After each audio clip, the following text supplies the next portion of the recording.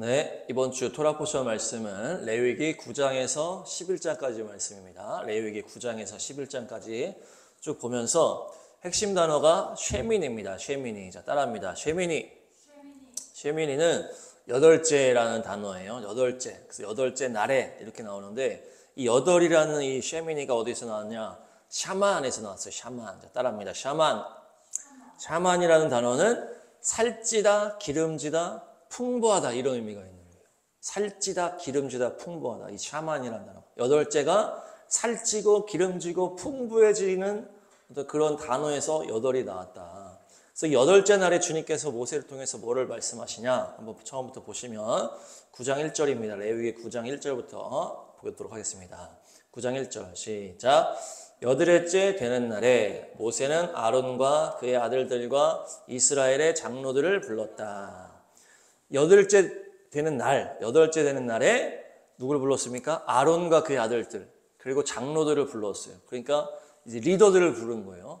또 아론과 아들들은 또 그 예배 드리는 리더들이고, 장로들은 다스리는 리더잖아요. 지금으로 따지면 종교와 정치의 리더자들을 다 부른 거예요. 여덟째 날에. 근데 그 이유가 뭐냐? 이유가 이제 4절에 나옵니다. 레위기 9장 4절에서 6절까지 주님께서 여덟째 날에 무슨 일을 명하셨는지 한번 보도록 하겠습니다. 레위기 9장 4절에서 6절 시작.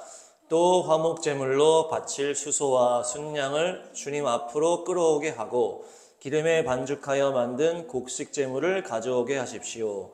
그리고 주님께서 오늘 그들에게 나타나실 것이라고 이르십시오. 5절. 이스라엘 자손은 모세가 가져오라고 명령한 것들을 회막 앞으로 가져왔다. 온 회중이 주님 앞에 가까이 와서 서니 6절. 모세가 그들에게 말하였다. 이것은 주님께서 당신들더러 하라고 명하신 것입니다. 주님의 영광이 당신들에게 나타날 것입니다. 아멘. 모세가 주님의 말씀을 전달하는데 뭐라는 거예요? 여덟째 날에 이걸 가져와 가지고 제사를 드리려는 거예요. 그래서 화목제, 번제, 속죄제를 여덟째 날에 드려라 이렇게 얘기를 하면서 주님이 뭐라 그랬어요? 그들에게 나타나겠다 딱 선포하신 날이 바로 여덟째 날이다. 그러면서 이 모세가 그 리더들한테 탁 얘기를 하는 거예요. 그래서 리더들이 가서 준비를 해서 그 여덟째 날에 번제, 속죄제, 화목제를 쫙 준비해가지고 탁 하니까 주님이 임재하겠다고 하는 그 약속이 있는 날이 바로 여덟째 날이다. 그래서 주님께서 이 여덟째 날의 의미가 뭐다? 주님이 나타나시겠다는 거예요. 나타나시겠다. 주님의 영광이 나타날 것이다. 이 여덟째 날에 너희들이 예배를 드리고 제사를 드려라. 그때 주님의 나타남과 영광이 있을 것이다. 그래서 준비해가지고 막 이제 예배 드리는 거예요. 그래서 여덟째 날에 주님의 약속이 있기 때문에 이 여덟째 날은 아까 뭐였어요? 기름지고 살찌고 풍부하다 이런 의미랑 연결된다 할 때 샤만. 그러니까 뭡니까? 주님이 우리에게 나타나시면 우리가 기름져지고 풍부해지고 살찌는 거예요. 우리 영혼력이 풍부해지고 풍성해지고. 그래서 아까 은혜가 풍성한 하나님 이렇게 했어요. 그래서 우리가 풍성해지고 풍부해지고 기름져지게 되는 게 주님과의 만남의 약속이 있다는 거예요. 만남의 비밀이 있다는 얘기예요. 주님이 임재하시고 우리를 만나주시고 주님의 영광이 우리를 덮어주시면 우리 영혼력이 풍부해지고 풍성해지고 기름지고 살찐다는 얘기예요. 그래서 주님의 만남을 사모하시기 바랍니다. 주님을 만나고 주님과 동행할 때 우리 영혼력이 풍부하고 기쁨과 감사가 넘치는 풍성한 삶이 될 줄로 믿습니다. 주님의 임재가 없어 그러면 나의 삶의 기도와 예배 가운데 주님이 임재하지 않고 주님의 영광이 임하지 않으면 어떻게 되는 거예요? 점점 피폐해지는 거예요. 반대로 가는 거지. 피폐해지고 삐짝 말라지고 우리 영혼력이 빨라 비틀어지는 거예요. 만족이 없고 불평, 불만, 짜증과 고통이 넘치는 거예요. 왜? 우리 주님은 주님만이 우리의 영혼을 만족시킬 유일한 분이시기 때문에 주님이 임재하지 않으시면 우리의 영혼이, 우리의 영혼력이 새로워질 수가 없다는 얘기예요. 그래서 주님의 만남이 우리를 풍부하게 할 줄 믿습니다. 그래서 언제나 주님과 함께 주님의 영광을 사모하시고 주님의 나타남을 사모하셔서 주님과 동행하시기를 축복합니다. 그래서 이제 준비를 해서 예배와 제사가 탁 진행이 되는 거예요. 그렇게 하니까 어떻게 됐을까? 오늘 말씀에 또 9장 보시면 레위기 9장 22에서 24절까지 한번 쭉 보도록 하겠습니다. 어떻게 됐는지 22절 시작. 그런 다음에 아론은 백성을 보면서 양팔을 들어 그들에게 복을 빌어 주었다. 이렇게 아론은 속죄제와 번제와 화목제를 다 드리고 내려왔다. 23절 모세와 아론은 회막 안으로 들어갔다. 그들이 바깥으로 나와서 백성에게 복을 빌어주니 주님의 영광이 모든 백성에게 나타났다. 24절 그때에 주님 앞에서부터 불이 나와 제단 위에 번제물과 기름기를 불살랐다. 모든 백성은 그 광경을 보고 큰 소리를 지르며 땅에 엎드렸다. 아멘. 번제와 속죄제, 화목제를 아론과 제사장들 또 리더들이 쫙 해가지고 쫙 다 한 다음에 이제 아론의 축복기도 여호와는 내게 복을 주시고 이렇게 축복기도를 딱 하니까 어떻게 했다? 주님의 영광이 확 임한 거예요. 주님이 약속하셨잖아요. 8째 날에 이걸 해라. 내가 나타날 것이다. 하니까 이들이 또 쫙 하니까 주님의 영광이 확 임했는데 어떻게 임했다? 불로 임했다. 불로. 제단에 불로 확 임하면서 번제물과 기름기를 싹 태워버리는 거예요. 그래서 불이 확 임하니까 재밌어요. 24절에 그 모든 백성들이 그 광경을 보고 큰 소리를 지르면서 땅에 엎드렸다는 거예요. 이게 무슨 장면이냐? 엎드린 거예요. 주님의 나타남, 주님의 임재와 주님의 영광이 뭘로 임했다? 불로 확 임하니까 주님의 영광이 나타나는데 백성들이 소리 지르면서 땅에 엎드렸다는 얘기예요. 이게 뭡니까? 너무나 무서운 주님의 임재라는 거예요. 너무나 두렵고 떨리는 주님의 영광의 임재다. 주님이 나타나신다 약속을 하시고 그 제사를 지냈을 때 주님이 임재하셨는데 불로 확 임하시니까 그들이 완전히 무서워가지고 소리 지르면서 엎드렸다는 거예요. 소리 지르면서. 주님은 소멸하시는 분이십니다. 네, 백성들 너무 놀라서 큰 소리를 지르며 땅에 엎드린 거예요. 그러니까 이 이스라엘 백성들은 주님의 임재 가운데 언제나 뭘 느껴요? 두려움을 언제나 느끼는 거예요. 십계명 주님이 모세한테 준다 그랬을 때 그 십계명 그 시내산 산꼭대기에 올라갔더니 주님이 어떻게 임해요? 빽빽한 구름 가운데 지진이 나고 막 나팔 소리 막 천둥 치고 막 하니까 백성들이 다 무서워 벌벌 떨었다는 거 아니에요. 그래서 주님이 막 하니까 백성들 뭐라 그랬다? 주님이 얘기하지 않게 해달라. 그냥 모세 당신이 대신 얘기해달라 이렇게 얘기했다. 그러니까 주님의 임재가 너무나 무서운 거예요. 이 백성들은. 지금도 똑같아요. 제사를 지냈는데 주님이 임재한다고 해서 불이 확 임하니까 백성들이 너무 무섭고 놀라서 엎드려 버렸다는 거예요. 주님의 임재가 뭐예요? 너무 무서운 거예요. 이게. 너무 겁나는 거예요. 주님의 임재가. 주님의 임재는 주님의 영광을 우리에게 나타난다는 것이 너무나 두렵고 떨리고 너무나 무서운 분이다. 이 이스라엘 백성들한테는 계속 지금 이렇게 가는 거예요. 그래서 구약에서는 이스라엘 사람들이 대부분 어떻게 해요? 주님을 만나는 거를 거의 죽음과 동일시하는 거예요. 내가 주님의 얼굴을 봤는데 내가 살아있구나. 이렇게 되는 거예요. 너무 주님의 임재는 그냥 완전히 두려운 일이고 죽음을 동반하는 일이다. 이걸로 다 인식이 되기 때문에 주님의 임재는 너무나 두렵고 떨리는 일이다. 근데 이게 문제가 뭡니까? 주님께서 출애굽을 하게 하신 이유가 뭐였어요? 내가 내 백성을 예배드리는 백성으로 만들고 내가 그들과 함께하기 위해서 내가 그들 속에 거하고 내가 그들과 그들의 아버지가 되고 그들의 하나님이 되고 그들은 내 백성이 되고 내 자녀가 되고 이렇게 주님이 함께하기 위해서 출애굽하게 하시고 하나님 백성을 만들었다는 얘기예요. 근데 주님은 백성이랑 함께 하려고만 하면 어떻게 돼요? 백성들이 두려워 떨는 거예요. 너무 무서워. 주님이 너무나 강력하시니까. 본격적인 문제가 그 다음 장에 나타납니다.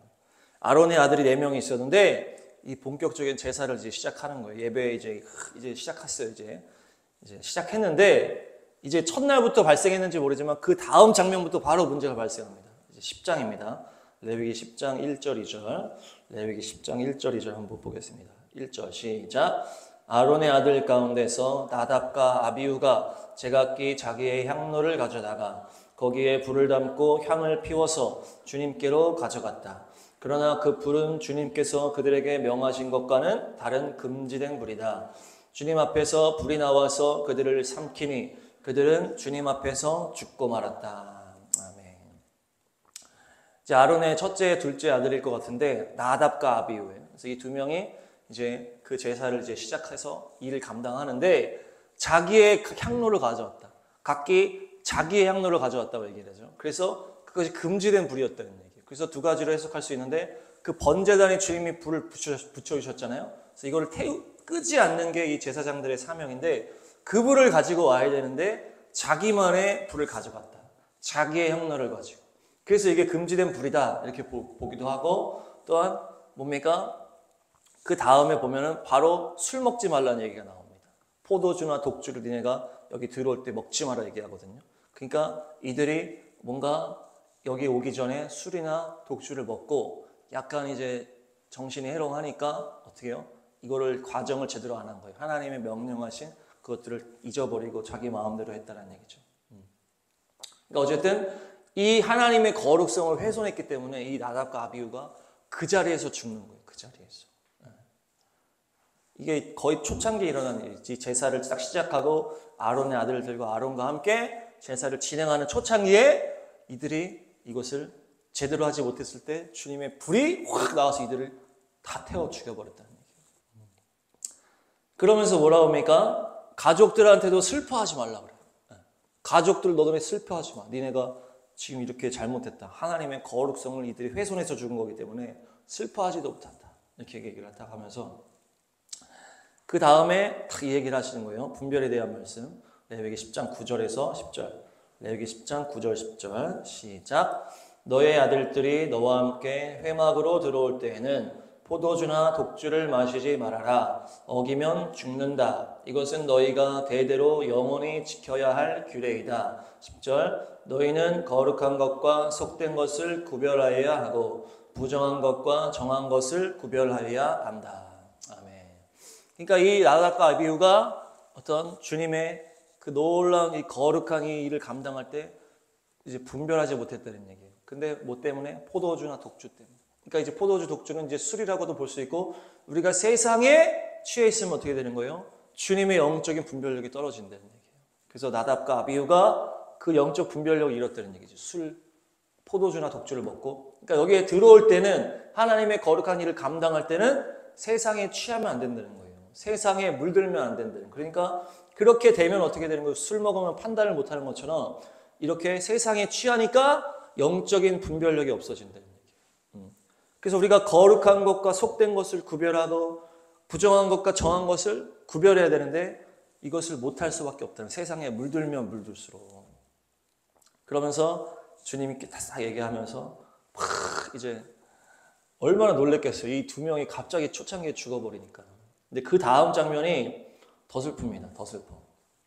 아론과 그 남은 아들들이 나답과 아비후가 이제 죽었어요. 죽자마자 슬퍼하지 말라 그랬잖아. 슬퍼하지 말고 다 같이 이제 막 한 다음에 이제 그 다음에 얘네들이 드린 이 번제 제물이 있는데 이 속죄제가 어떻게 되는 거예요? 이 제물을 먹어야 되는 거야. 먹어야 돼. 제사장들이 먹어야 되는 게 이제 매뉴얼이야. 근데 얘네들이 이걸 먹지 않고 어떻게 했다? 다 불태워버린 거예요. 그러니까 이제 모세가 그걸 딱 보고서 모세도 좀 긴장한 거지. 갑자기 두 명이 죽었으니까. 그래서 야 이거 이러고 있는데 얘네들이 또 그걸 먹지 않고 태워버린 걸 딱 본 다음에 모세도 막 화를 내는 거야. 모세가. 아니 그걸 먹어야지. 그걸 태워버리면 어떻게 합니까? 너네 정신 안 차려? 누구야? 엘라살이다 말. 너네 정신 안 차려? 너네 지금 하나님의 성전에서 지금 뭐하는 짓이야? 막 하면서 막 뭐라 하는 거지. 나다 막 아비후 죽은 거 안 보여? 막 하는 거야. 그걸 태워야지. 왜 안 태워? 그 먹어야지. 왜 태워? 하면서 막 혼내니까 그러면서 그걸 보니까 아론이 한마디 하는 거예요. 이게 지금 슬픈 말이에요. 레위기 10장 19절 20절인데 10장 19절 20절 보겠습니다. 시작. 이 말을 듣고 아론이 모세에게 대답하였다. 보십시오. 오늘 내 아들들이 속죄를 받으려고 주님 앞에 속죄제물과 번제물을 바쳤습니다. 그런데 이런 참혹한 일이 오늘 나에게 닥쳤습니다. 그러니 내가 무슨 염치로 오늘 그들이 바친 속죄제물을 먹는단 말이요. 내가 그들이 제물로 바친 고기를 먹으면 주님께서 정말 좋게 보아주시리라고 생각합니까? 20절. 이 말을 듣고 보니 모세도 그렇겠다는 생각이 들었다. 아멘. 네, 이 장면이 좀 연상이 되죠. 그러니까 주님 앞에 이 거룩한 제사를 드리는데 두 명이 갑자기 죽어버리니까 다들 당황을 한 상황에서 모세도 막 긴장한 거예요. 그래서 모세도 막 뭐라 하니까 아론이 이제 얘기를 하는 거예요. 지금 우리 아들 2명이 지금 갑자기 이렇게 죽었다. 이렇게 참혹한 일이다. 이렇게 표현을 하는데 지금 내가 걔네들이 들이다가 죽은 그 고기를 내가 어떻게 먹냐. 얘네들이 들이다가 얘네가 죽었는데 내가 그걸 어떻게 먹냐. 그래서 그냥 태웠나 봐. 네. 모르고 태웠는지 그냥 정신 없어서 충격 먹어서 그냥 태웠는지 그러면서 모세가 이 2명 아들들을 막 혼내니까 아론이 얘기를 하는 거예요. 그러니까 모세도 그렇겠다는 생각이 들었다. 이렇게 얘기가 있어요. 그러니까 이 엄청 비극적인 사건이죠. 아들이 2명이 그냥 갑자기 죽고 아빠는 얼마나 그 심정이. 근데 슬퍼하지도 말라 그러고 그 다음 이어서 모세가 막 또 뭐라 하고 막 이러니까 야 이거 하나님께 이 예배드리는 이게 대단한 이거 장난 아니구나 이게. 너무나 이거 무서운 일이구나. 이렇게 된 거예요. 그 다음에 이제 동물에 대한 분별에 대한 쭉 이렇게 나오는 거예요. 그러니까 이제 이 영적 분별이 얼마나 중요한 것인지를 완전히 이 사건, 첫 사건을 통해서 막 주님이 아주 이렇게 하신 거예요. 그러니까 그 이후에 이 누구예요? 이 아론과 이 엘라사, 이다말이 이 주님의 이 제사를 드릴 때 얼마나 두렵고 떨리겠어. 초창기 이렇게 얘네들이 죽어버리고 제대로 안 해서 죽었다 그러니까. 잘못하면 죽는 거야 지금. 이 제사가 뭐예요? 주님의 임재, 주님과 동행하기 위해서 주님이 이 백성을 사랑하고 백성이 주님을 사랑하고 그래서 이 함께 이 제사가 이 예배가 진행되는 건데 잘못하면 주님이 죽여버리는 거예요. 그냥. 주님이 너무나 거룩하기 때문에. 그러니까 이것이 주님의 공의와 주님의 사랑의 문제라는 거예요. 공의와 사랑의 문제. 구약시대에 계속 이스라엘 백성들이 내적으로 느꼈던 거예요. 주님과 함께 하고 싶은데 주님이 함께 하는 건 너무 무서운 거예요. 주님도 백성과 함께 하고 싶지만 이들 백성이 계속 잘못하면 다 죽일 수밖에 없는 거예요. 그것이 구약에 나오는 그 백성들의 내적 고민이다. 사랑과 공의의 문제, 사랑과 공의의 문제. 그 문제가 이제 다윗의 시대에도 이어지는 거예요. 이제 이번 주 토라 포션에서 이어지는 하프타라 말씀이 다윗이 사무엘하 말씀인데 거기에도 그런 사건이 또 나옵니다. 사무엘하 6장 4절 5절 한번 읽겠습니다. 사무엘하 6장 4절 5절. 사무엘하 6장 4절 5절 시작. 그들이 산에 있는 아비나담의 집에서 하나님의 궤를 싣고 나올 때에 아히요는 궤 앞에서 걸었고 5절. 다윗과 이스라엘의 모든 가문은 온 힘을 다하여서 잣나무로 만든 온갖 악기와 수금과 검은고를 타며 소구와 꽹과리와 심벌질을 치면서 주님 앞에서 기뻐하였다. 아멘. 이거 우리가 또 알고 있는 내용이잖아요. 다윗이 왕이 된 다음에 하나님의 임재를 사모해서 하나님의 법궤가 지금 아비나답의 집에 그냥 이렇게 천막에 있는 거예요. 그러니까 자기의 성으로 가지고 오기 위해서 주님의 임재를 사모하기 때문에 이제 옮겨야 된다 이렇게 하는 거예요. 그래서 옮기는데 어떻게 하는 거예요? 가장 좋은 수레에다가 하나님의 법궤를 탁 놓고서 가는 거예요. 그래서 그 앞에 쫙 찬양팀 다 깔고 막 이게 다 나오죠. 온갖 악기와 그러니까 막 최대한 이 다윗이 이 음악적인 게 있어가지고 모든 악기와 모든 걸 동원해가지고 막 찬양을 집회를 하면서 막 이게 막 그 소가 이제 가지고 오는 거예요. 법궤를. 그래서 야 주님의 임재가 우리한테 오는구나 막 그렇게 하고 있는데 무슨 일이 일어납니까? 타작마당, 야곤의 타작마당이라는 타작마당에서 갑자기 소들이 팍 뛰는 거예요. 소들이 팍 뛰니까 그 수레가 소들랑 연결되어 있으니까 이 수레가 기울어지면서 법궤가 떨어지려고 그러니까 옆에 수행하던 우사가 탁 법궤를 막았는데 잡는 순간 죽어버려요. 법궤를 잡은 순간. 이거 어때요? 완전히 기쁨의 축제인데 와 주님 임재하신다 갑자기 소가 떠가지고 잡다가 우사가 그 자리에 죽어버리니까 이게 얼마나 비극적인 일이에요. 얼마나 놀랬겠어요 사람들이. 그러니까 다윗이 얼마나 이 충격 먹었는지 다음 보시면 분을 냈다 이렇게 얘기를 해요. 분을 냈다. 분을 냈다. 분내는 거예요. 분냈어요. 다음 보시면 분하다라는 단어가 하라라는 단어예요. 하라. 따라합니다. 하라. 하라가 이제 막 맹렬한 분노라는 의미도 있고 보니까 또 다른 의미가 한탄하다, 근심하다, 불평하다 이런 의미가 있는 거예요. 그러니까 다윗이 뭐 하나님한테 화를 낸 이런 게 아니고 너무 충격을 먹고 한탄을 해버리는 거예요. 그러면서 근심을 해버리는 거예요. 이게 뭐지? 그러면서 막 이제 불평같이 나오는 거지. 이렇게 내가 주님 법궤를 옮기려고 이렇게 하는데 이게 무슨 사건이지? 너무 충격 먹어가지고 한탄하고 근심하는 이제 의미가 같은 거죠. 그래서 마음이 어떻게 돼요? 불편한 거, 너무 불편한 거. 어찌 이럴 수가 있나? 그러면서 이렇게 기쁨에 막 하면서 이 법궤를 가지고 오고 있다가 날벼락이 나니까 이제 다른 데로 옮긴 거예요. 무서워서 못 가져가겠다고. 그러면서 이게 문제가 뭐였습니까? 예? 어깨에 매야 되는데 이걸 몰랐던 거지. 어깨에 매서 옮겨야 되는데 수레로 옮기니까 이런 일이 일어난 거예요. 근데 어쨌든 주님의 임재를 사랑하고 사모하고 주님을 갈망하는 마음에서 있는데 갑자기 틀어지는 순간 뭐가 잘못된 순간 죽어버리는 거예요. 죽어버리는 거예요. 너무 좋은데 너무 무서운 거예요 또. 이것이 경외함의 이제 기본이라고 그랬잖아요. 사랑하고 너무 좋아하지만 두려움이 같이 있는 거예요. 두려운 마음으로 사랑하는 거예요. 그게 사랑과 공의가 같이 있는 건데 이게 실상에서 너무 어려운 거예요. 이스라엘 백성들한테. 주님의 이 거룩함과 인간의 죄성이 계속 부딪히게 되는 거예요. 주님 같이 하고 싶은데 계속 문제가 생기는 거예요. 가까이 하기에는 너무 먼 당신. 그 어마어마한 공의 때문에 감당이 안 되는 거예요. 주님이.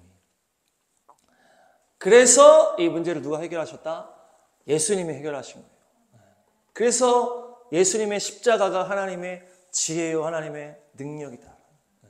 이 모든 이 어려운 것을 이 구약에서 계속 이들이 느낀 거예요. 주님이 너무나 거룩해서 우리가 사랑하고 주님과 함께하기에 너무나 우리가 부담스러워 우리가 계속 죽어나가. 그걸 감당할 사람이 없어 계속 죽어나가는 거예요. 근데 그 사랑과 이 공의의 공존을 예수님의 십자가에서 주님이 직접 이루셨다는 얘기예요. 주님의 엄청난 그 심판의 공의를 자기의 몸에다 부어버리신 거예요. 그 사랑으로 공의를 끌어안아 버리셨다. 그래서 그것을 완성하셨다. 공의를 완성하신 거예요. 마치 부모가 자녀들을 살리기 위해서 자기가 몸으로 희생한 것처럼 또 뭐 폭탄이 뭐 터질라 그러는데 뭐 그 부대장이 그거를 몸으로 막으면서 자기가 죽고 이렇게 한 것처럼 예수님이 몸으로 그 엄청난 하나님의 거룩한 공의를 몸으로 막아버린, 몸으로 받아버린 거예요. 그것이 바로 십자가의 놀라운 지혜다. 이 공의와 사랑의 이 어려운 공존을 주님 십자가에서 해결하셨다. 십자가에서. 또 오늘 또 부활절로도 지켜지는데 놀라운 하나님의 이 십자가를 기억하시기 바랍니다. 십자가가 하나님의 지혜요 하나님의 능력인 줄로 믿습니다. 네. 그래서 또 재밌는 건 뭐냐? 이 스토리 안에 또 하나님의 또 유대인과 이방인의 어떤 그런 스토리가 또 숨겨져 있다. 이 스토리 안에 이 다윗의 스토리 안에 십자가와 유대인과 이방인의 때의 비밀이 또 숨겨져 있는 거예요. 사무엘하 6장 10절 11절 한번 보겠습니다. 사무엘하 6장 10절 11절 사무엘하 6장 10절 11절 시작.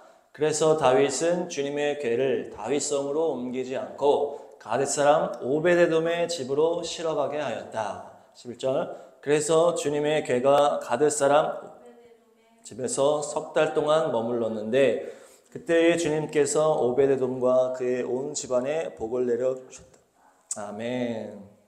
뭡니까? 이 우사가 죽은 사건 다음에 어디로 갔다? 오베데돔의 집으로 갔다. 오베데돔에. 이 오베데돔이 뭐다? 가드 사람이. 다음 PPT 보시면 가드 사람 오베데돔이다. 이 가드 사람은 뭡니까? 이방 사람이라는 뜻이에요. 이방 사람이. 유대 사람이 아니에요. 그리고 에돔은 뭡니까? 에서잖아요. 에서의 자손이고 이제 불다 이런 의미가 있는 거예요. 그러니까 이제 에서의 자손이 연결되는 거예요. 이방인이고 에서의 계통이에요. 야곱의 계통이 아니고 이방인을 말하는데 이 에돔은 뭡니까?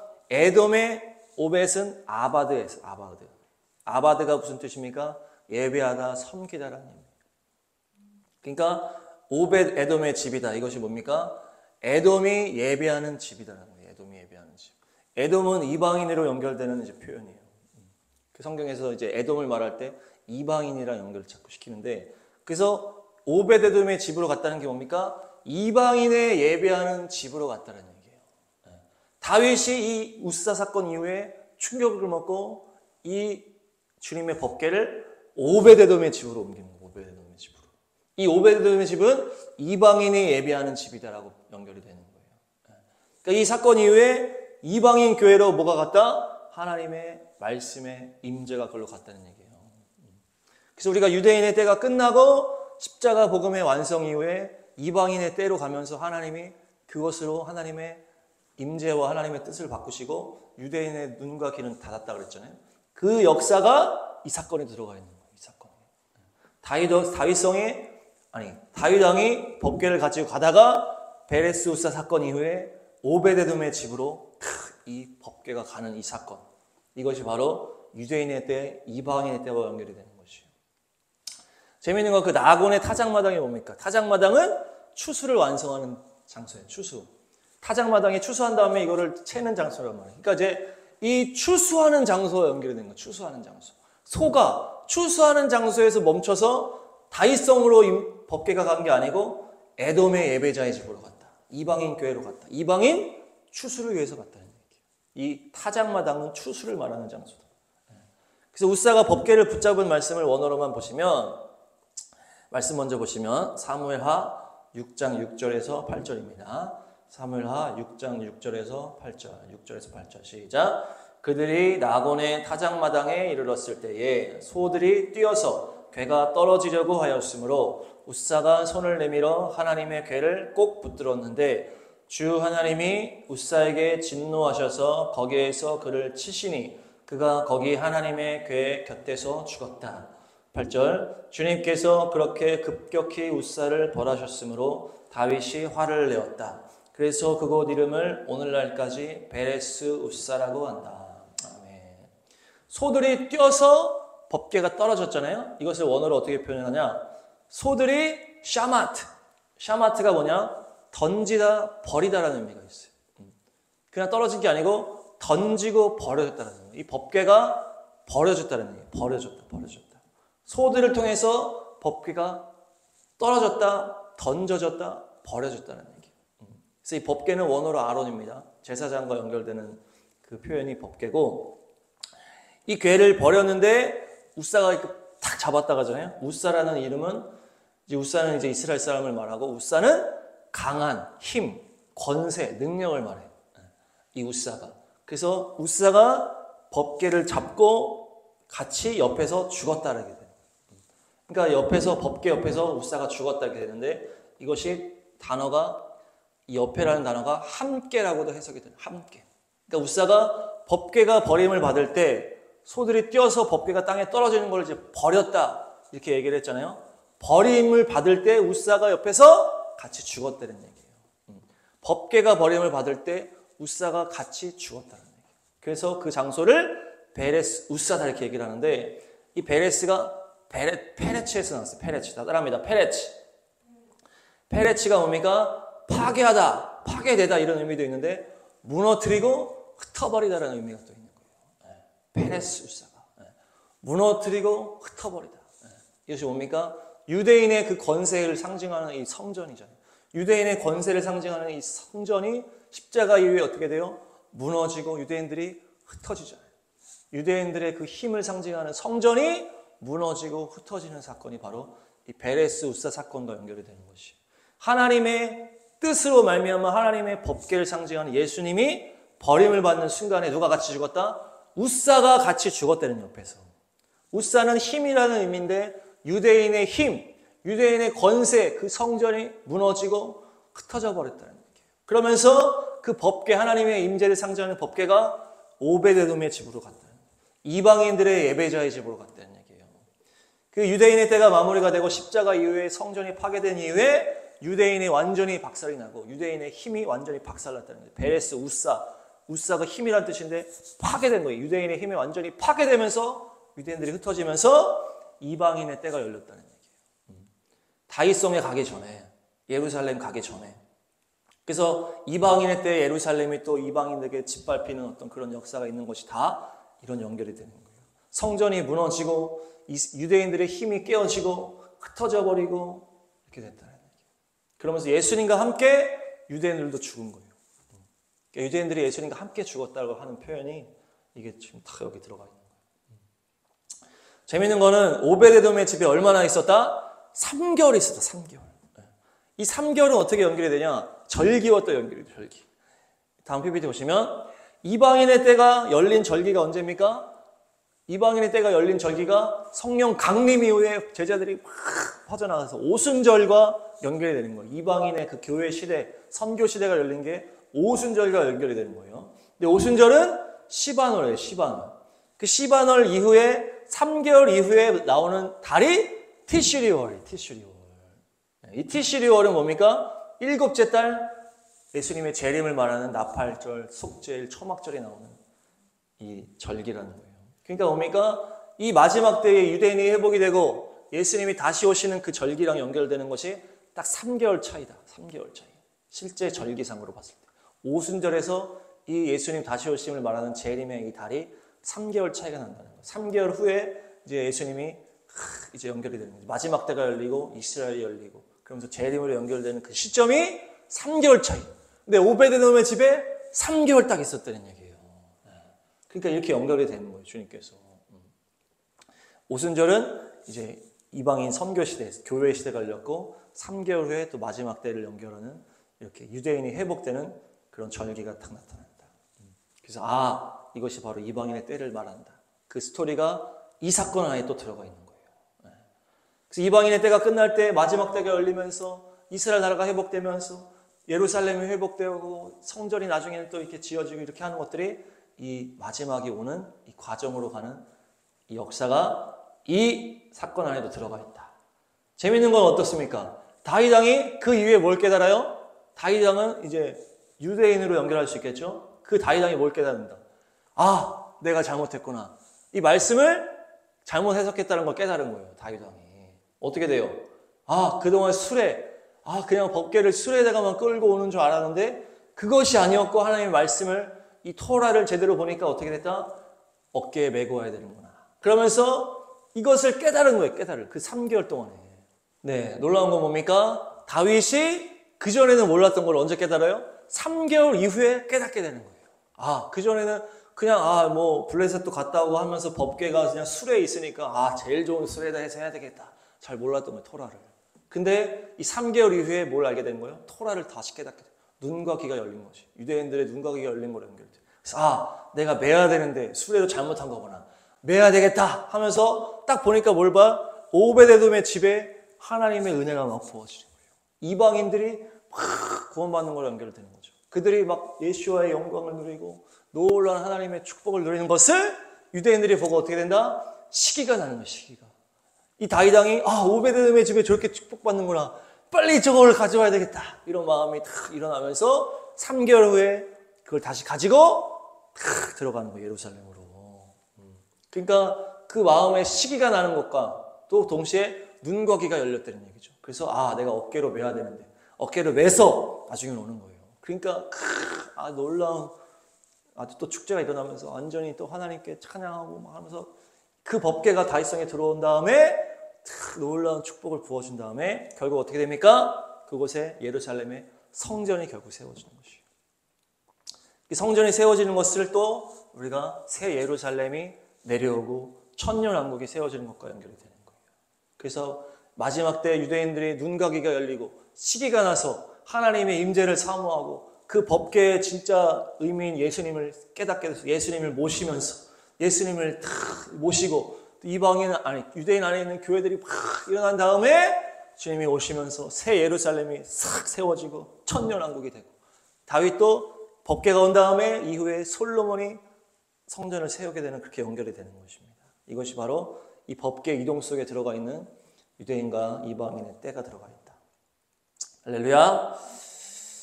한마디로 사랑과 공의를 완성하신 주님께서 그 공의 때문에 힘들어했던 그 유대인들이 이제는 이방인들의 때를 넘어서 마지막 때 다시 예수님의 사랑으로 그걸 점점 깨닫게 되는 거예요. 그 구약에서 우리가 그 사랑과 공의 때문에 힘들어하고 주님 무서워하고 했던 것들의 결론이 바로 예수님이구나. 그것으로 십자가가 그들의 심령에 새겨지면서 결국 유대인들이 온전한 회복을 통해서 주님께 나아가고 그곳에 또 새 예루살렘 천년왕국이 시작될 줄로 믿습니다. 그래서 또 우리가 언제나 예수님의 그 십자가를 바라보시면서 하나님의 그 놀라운 지혜구나. 공의와 사랑을 완성하시고 우리를 위해서 온몸으로 사랑으로 그 공의를 덮어버리신 주님의 사랑. 특별히 예수님과 함께 누가 죽었다? 유대인이 죽은 거예요. 예수님이 버림받을 때 유대인도 같이 죽은 거예요. 베리스우스 옆에서 같이 죽었다는 얘기. 그러면서 유대인들이 뿔뿔이 터져가지고 그 장자 민족의 고난을 당했다. 놀라운 그 하나님의 섭리 가운데 경륜 가운데 있었지만 그들이 얼마나 힘든 마음이 있었냐. 그러니까 마지막 때 그들에게 복음을 전하고 그들을 위로하고 그들을 또한 회복시켜서 아, 너희들이 그 복음의 일을 감당했구나 하면서 축복하면서 그들을 주님 앞으로 올려드리고 주님의 천년왕국이 임하게 될 줄로 믿습니다. 주님의 놀라운 복이 흘러 넘침으로 말미암아 우리의 삶에도 주님의 사랑과 공의가 완성되는 놀라운 십자가의 역사가 있을 줄로 믿습니다.